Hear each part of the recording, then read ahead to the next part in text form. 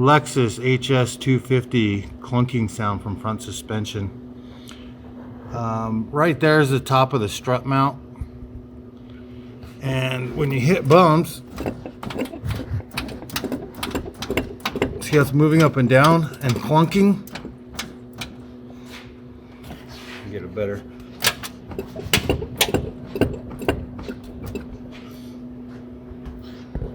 The strut is damaged. And I'll show you the rest in a second. So here's the passenger side.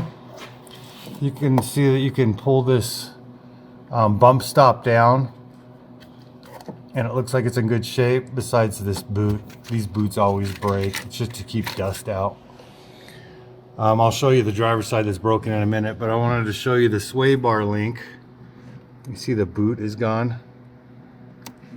So that's why I said we should replace the sway bar links at the same time. Well, anyways, if we look at this strut over here,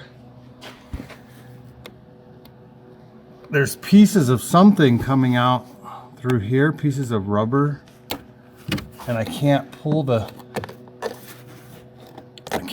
it down like the other side.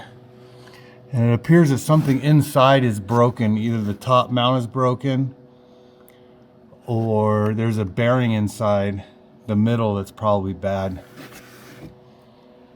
And these springs are aftermarket lowering springs.